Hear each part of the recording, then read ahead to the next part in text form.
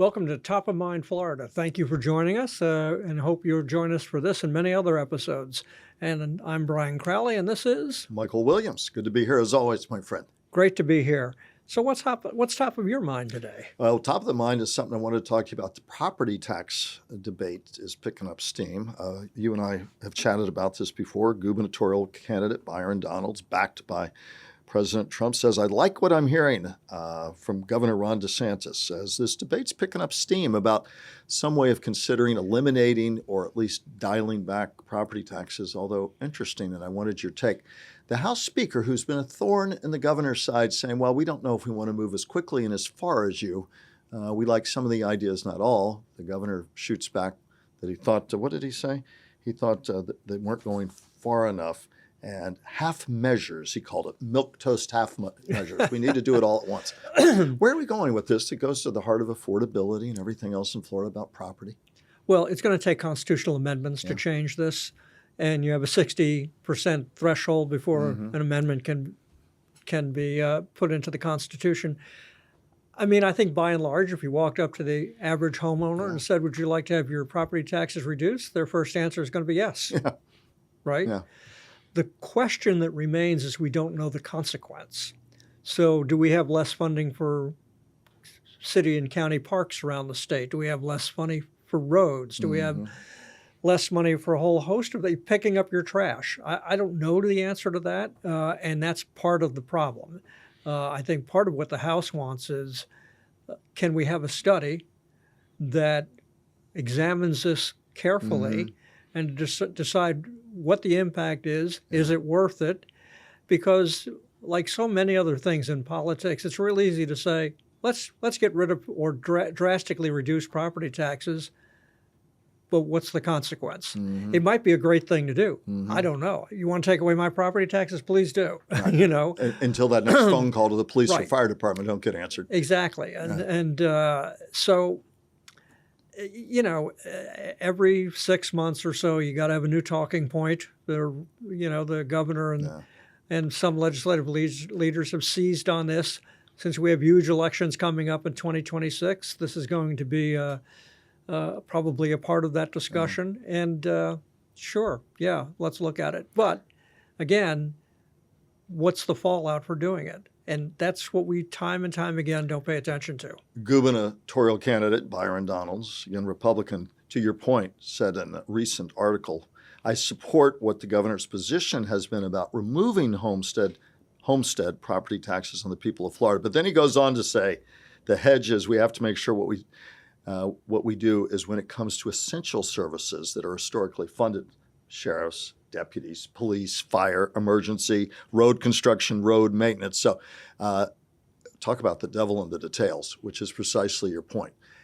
Is this yet another debate that's as much about politics as it is grounded in policy? Because he himself's mentioning a lot of very big hurdles to making this really work. Well, I think it's mostly politics. I think there's probably some people when this first came up who thought, oh, that's interesting, and look at it from a policy standpoint. But then there are others, like you just said, oh, I love it just because it's good politics. And that's fine, you know. But again, you know, responsible politics is you make sure that what you're proposing is something that's not going to have a dramatic negative impact. And as you noted, if I call the police department, they say, we'd love to send somebody, but we're short of officers. You know, or as my house is burning down, the fire department is 20 miles away instead of 5 miles away or whatever, you know, because of reduction in the number of fire departments. You know, I don't know what the outcome is, and neither do most of the people who are talking about this. So put it in writing. Sit down, have a commission, take a month or whatever, study it, pick a handful of counties around the state saying, if we reduced your property taxes in Palm Beach County, Broward County, Orange County, pick a county, what would the impact be? It might be that it's the perfect idea, but nobody has that answer. Yeah. See how it plays out. What's top of mind for you, my friend? Well, the governor's race is becoming huge. Just in the last couple of weeks, we've had Jerry Demings enter the race. We've had From Orange County. Orange County. He's the Orange County mayor. He's now running as a Democrat against David Jolly. Even as we're talking, Gwen Graham announced that she was going to be getting involved in David Jolly's race, and they're going to, as we're speaking, campaigning around the state. Daughter of Bob Graham, of course. Daughter of Bob Graham. She ran for governor herself, and unfortunately didn't do very well. And on the Republican side, we have, as we were talking about, Byron Donalds, backed by the president, who's raised, at least $40 million, if not more by now. We have Paul Renner, the former House Speaker, who I think has a long shot against Byron Donalds at this point. Jay Collins, the recently appointed lieutenant governor, a guy who recently came to Florida. Right. And then the possibility that hasn't been completely erased yet of Casey DeSantis, Ron DeSantis's wife, Florida's first lady, running for governor. It certainly demonstrates very clearly that next year is an open seat, because anybody who's remotely interested is at least looking at it. But it's going to be a fascinating race, and it's already well underway. People like to think about it being, November 2026. Well, these folks are all campaigning real hard right now. To look at it a year out, you'd say Byron Donalds inside edge with President Trump's support, but that assumes popularity for the president is where it is among his base a year from now. Ron DeSantis is sitting in the governor's mansion because of that support from President Trump. At that point, a loud but really little-known North Florida congressman who owes the rocket boost he got that landed him in the governor's mansion to President Trump at that time. Byron Donalds, will he repeat history? That's going to be the big question right now. Well, another interesting potential we have here, if Byron Donalds wins the Republican nomination, if Jerry Demings wins the Democratic nomination, you will have two black candidates for the governor's office, something that's never happened throughout the country in our history. So we would be guaranteed having an African-American governor. And so we would have a Democratic nominee and a Republican nominee, both coming from the minority community, and that would be amazing. People always say they want to hear about policy, not politics. They certainly have plenty of policy they could hang their politics on next year, and you talk about it a lot, Brian. Property taxes is really part and parcel of this affordability debate, the affordability debate about insurance, about whether people can put food on their table. As you always say, it always comes back to the pocketbook, and there's no reason to think that's not going to become bigger and bigger and bigger as we lead into next year. And the Republicans, Democrats argue, in the state have a lot to answer for. How do you see the dynamic playing out there? Well, as much as I hate polls, you may have heard this before, I hate polling. I think I've heard that. But grudgingly, I will at least acknowledge that recent polls suggest that the number one issue confronting people today is, shockingly, the economy. Yeah. As you pointed out, just in Florida, but it's happening all over the country. You have health insurance going up. You have property taxes going up, which I guess will be eliminated before we know it. You have property insurance going up. You have grocery prices going up. You have all kinds of things that people go to buy just to get through life that the prices are going up, but their salaries are not going up. So people are starting to feel the pinch of the economy. Now, I don't know what the economy is going to look like this time next year, but if it's still a little dicey, it's going to hurt the party in power. It always does. Before, and I know you've got other things you want to get to, and I also want to, if I may, since you covered it so thoroughly then, I covered the 2000 election, but I covered it more in Tallahassee, and I remember the morning after the election when we were sitting in my newsroom saying, oh boy, this is going to really be a roller coaster. So I'm teasing you, our audience, that I want to pick Brian's brain about that because you covered it so expertly. Before we get there, a little bit more on what's going on right now. Did you ever think Dan Perez, the House Speaker, would be such a thorn in the governor's side? That's an interesting dynamic to me as to how that happened. Well, I think part of it is the recognition that he's term limited. Almost every governor, as they hit their final year, starts getting a lot of pushback his power starts to diminish. He's got one more regular session, so unless he calls some special sessions, which he's threatened to do. Well, he loves special sessions.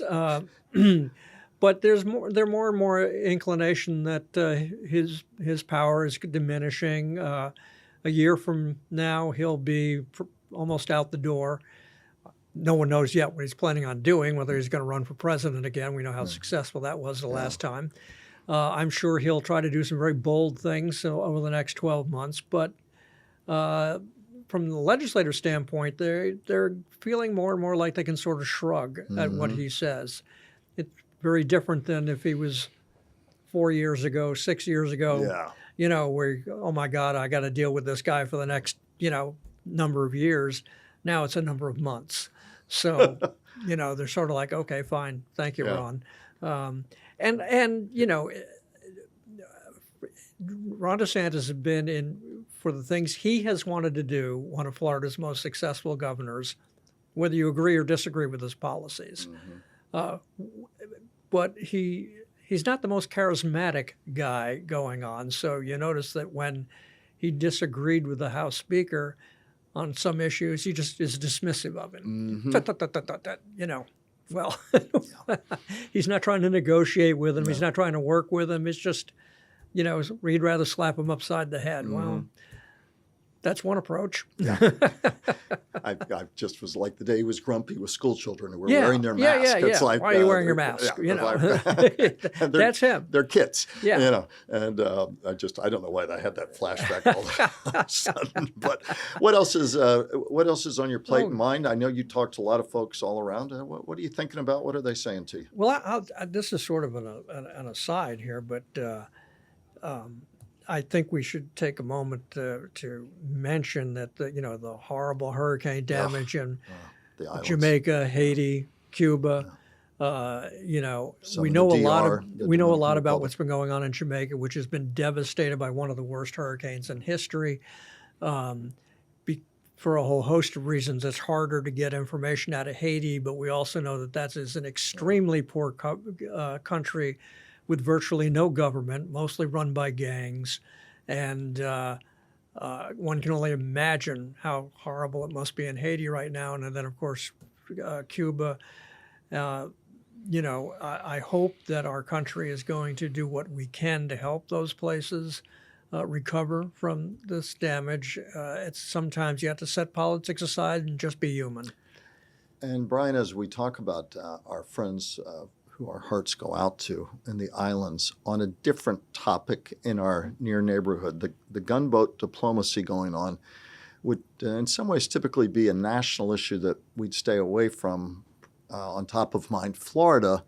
But when you think about what's going on and a carrier battle group being sent to send a message to Venezuela, well, you think a number of Venezuelans who are now calling South Florida home, and are also many of them worried they'll be sent back to Venezuela. There is a Florida connection to all this. Early thoughts on that? It's something we all need to be paying attention to. That's not an over there problem now. That's not a South China Sea problem. That's in our backyard issue that we all better be watching closely, whatever one's view is. Yeah, I mean, it'd be interesting to have a conversation with members of the Venezuelan community in South Florida to see how they feel about what's going on. A lot of them are losing their temporary status that they were granted to stay here for X number of years and may soon be forced to go back to Venezuela at the same time while we're conducting these military operations around Venezuela. I know that Secretary of State Marco Rubio hates Maduro and would like to see him out of power in Venezuela. And it's been said that the former Florida senator is very much the architect of what's being put on the president's desk in terms especially of this when it comes hawkish to Latin America. policy. Yeah, absolutely. And but it's got to be very difficult, whether they love or hate Maduro. It's got to be very difficult for the Venezuelan community in South Florida to try to deal with this as they, and the uncertainty that it creates for their own futures. What else is on your plate and what you're talking to folks about? Well, they keep talking about the New York mayor's race, which will probably be over by the time this has been aired, and we all know who was expected to win. And one of the thoughts behind that is that they were saying, well, New Yorkers are going to flee to Florida. Mm-hmm. Well, I hate to break it to you, but New Yorkers have been fleeing to Florida since the 1950s. So, so sure, come on down. Join us in our crowded roads and our overflowing condominiums. We'd love to have you. Yeah. What's on your mind? Just interesting that the New York mayoral race, because again, we are considered an additional borough to New York. So it is something we hear about what will happen with Mamdani, how that will influence the national conversations that I think to some degree become almost too local. We tend to crowd out local politics, local issues, local matters of concern. Certainly something thinking about. And I had been thinking a lot about, and something to talk about, as we look 25 years out, Brian, take us back just a little bit. I think about 2000 and the 2000 election. And you were deep in the middle of coverage that as a Palm Beach postman. I covered it, but a bit more of a remove in Miami, though certainly we're all caught up in that. As you kind of look back 25 years on, thoughts about back then and what we learned or didn't learn, and you could write a book on that. But I think that's what I'm thinking about a lot, especially as we look at the anniversary of that this month. As I was driving into the studio, I started thinking about what happened. I was in Tallahassee for almost the entire thing. Yeah. I was leading the coverage that we had up there. In fact, my wife reminded me last night that on Thanksgiving Day, I didn't want to miss Thanksgiving with the family, so I got in the car that morning, drove all the way down here to have Thanksgiving, and when Thanksgiving was over, got back in the car and drove all the way back to Tallahassee so I could Cheryl gave you some takeout to take back with you, right? Yeah. But one of the things that struck me about how different we are 25 years later is that when Al Gore lost in the Supreme Court on a 5-4 decision, Democrats and Al Gore thought the decision was wrong and that essentially they were being cheated out of the election and that there were questions about the ballot. They wanted more Florida votes counted because they thought that the ballot was wrong and that the count was wrong. But when the Supreme Court reached its decision, Al Gore stood up and said that basically that the Constitution was more important. The Supreme Court had made its decision, and he acknowledged George Bush as the new president and even attended the inauguration.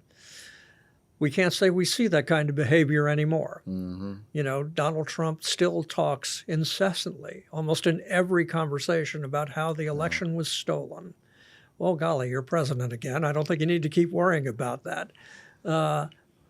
It's just so dramatically different, but it's more than just how Al Gore reacted that day. It's how we have reacted as a country.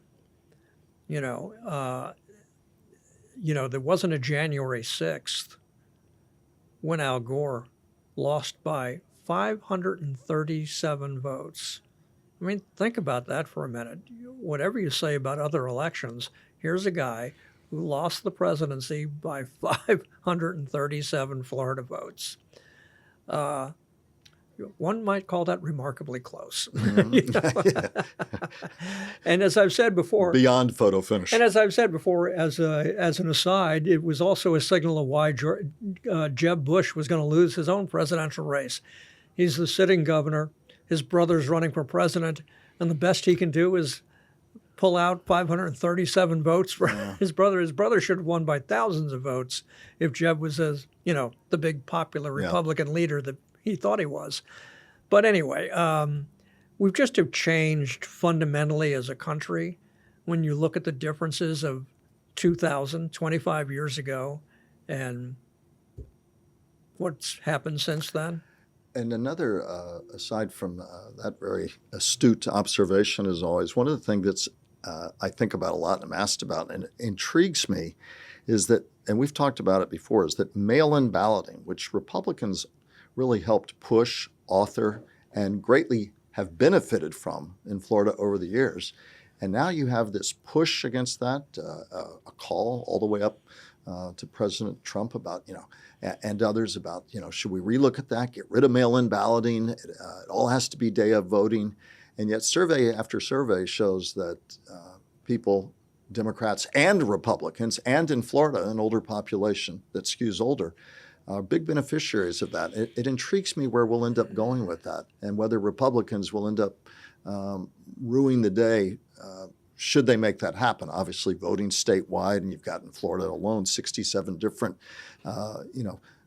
departments that run elections. But it's just amazing to me. It's like Back to the Future, or Back to the Past, I guess is more like it. I don't know what will ever come of that, but biting the hand that feeds you. Mail-in balloting has done very, very well for Republicans. Yeah, well, I say sure, get rid of it. Yeah. And then you'll see the backlash that you're going to get from that, from older voters, handicapped voters, a whole skew of voters. They usually say that it'll exempt people who are in the military overseas, State Department employees, blah, blah, et cetera. But when you consider a state like Florida, where 20-25% of the population is 65 and older, and many of them are not capable of going to vote in person, sure, take away their right to vote by making it harder for them to vote. I guarantee you there'll be a huge backlash after that. So anybody who wants to lead that movement in this state, enjoy. Another thing, and you actually brought it top of mind some weeks ago, but Democrats at least talking openly more and more about, do we open up primaries to non-party affiliated? The argument, including one some non-party affiliated voters make, is it would be a net boon, I suppose, with the notion that there'd be more fence sitters who would ultimately help the Democratic Party by being part of that. But it's creating a bit of a fight. That would be an understatement, perhaps, in Florida Democratic politics. Where's that going to go? I don't know where it's going to go. As I've said before, I used to think that open primaries was a goofy idea. I've changed my mind and think that there should be open primaries for both parties. My understanding is that if the Democratic Party wanted to have an open primary for just the Democrats, that they could legally do that. I'm not certain of that, but it's been suggested that they could legally do that because it's their party. They can allow whoever they want to vote in their party primary.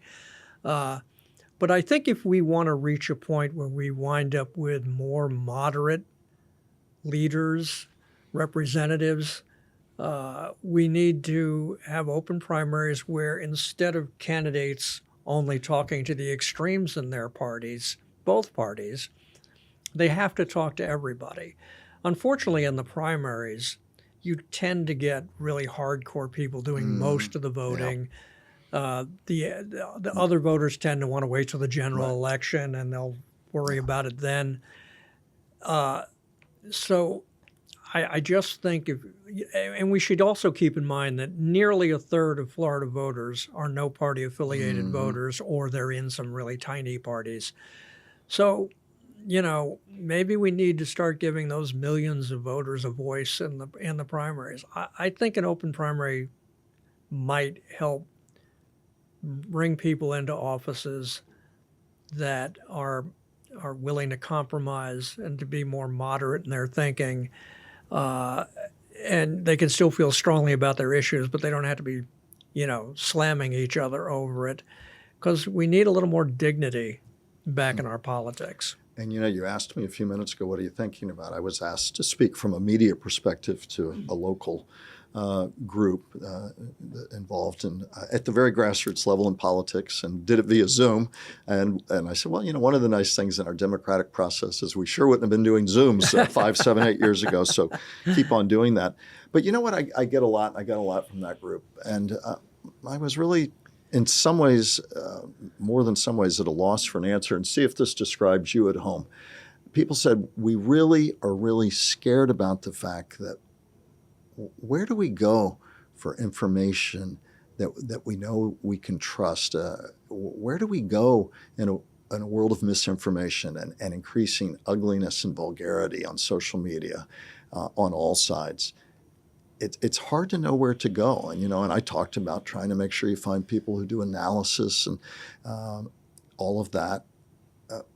But in truth, when I got done with speaking, I thought it is tough. And if you're sitting at home and facing this tsunami every day, and it's hard to know where to go to get reliable information, news and information, when we're increasingly siloed in our society. I said, there's no easy answer except to try and be well-informed, try and be a citizen who gets out on your own to find out what's going on in your community. But I remember getting done the other day, and I felt it a bit of a loss for more and more people who say that to me. Do you hear a lot of that too from people who are worried about that? We're in a strange time. Mm-hmm. There's more information available to us than any other time in history. Yeah. If you just look at something as simple as Wikipedia, Mm-hmm. Nobody has to go out and buy encyclopedias anymore. They can go online and look up things. And yet, despite this tsunami of information, people don't know how to discern what's true and what's false. And now we have AI. And now you can, there are already some political commercials coming out that are using AI to create people saying things that they never said, Mm-hmm. Making it look real. Yeah. I don't know how we're going to improve people's ability to know fact from fiction. The most disturbing thing to me is that people will see something or read something and instantly believe it if it's reinforcing something that they believe in. We need to pause a little bit, need to take a couple of minutes and do a little research and fact-checking on our own. The ability to do that is far better than it ever has been. We need to be careful about disseminating information that's just a lie. Mm-hmm. And we need to be able to, and frankly, we need to regulate that more. Mm-hmm. It's not a question of, First Amendment protections. It's a question of, shouting fire in a crowded theater. There's a lot of that going on. There's a lot of that going on, and maybe we need to redefine,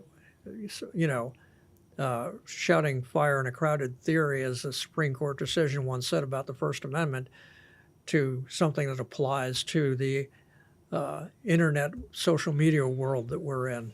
You're always good about ending it on an upbeat note. We're in the season of Thanksgiving and the season of giving and caring. Some final thoughts, sir? Well, I'm a little shocked because I wrote it down and I forgot to bring it with me, but I was thinking about the 2000 election, and people have said that was the most important event that year. It is not true. Y2K? No. Your birthday on in January? My New Year's birthday is cross always the a millennial, major, yes. The most important event that November was a Gators Seminole game, and I had the score. I didn't bring it with me, but the Seminoles won big time for the Noles. The Gators, not surprisingly, got slaughtered. And why is this moment in time picked up? It was a big loss for the Gators in 2000, which I think pretty much distracted and overwhelmed any attention people had for the big 2000 election scandal. I think the Gators lost by more than 537 votes. Okay. A, I don't remember it that way. B, I'd rather go back to the history of the 1997 Sugar Bowl, 52-20 for all my Florida Gator friends, national champs. We've been having some tough times, but hope springs eternal for our coaching search. I think for legions of Gator fans, I'm not sure that would count as an upbeat send-off, but we'll take it. What is upbeat, though, is we really enjoy how many of you are joining us, and we so appreciate that. We're having a lot of fun with this, and a place that, it's neat to sit down and talk about different topics and have you come into our electronic living room. And we're loving that here on Top of Mind Florida. Yeah, thank you very much for watching. I hope you're subscribed. If you haven't already subscribed, we've got a lot of subscribers on all of the various channels that we're on. YouTube, Apple, Spotify, a whole bunch. Wherever you get a podcast, you listen or watch, there we are. And I hope you enjoy it and keep watching.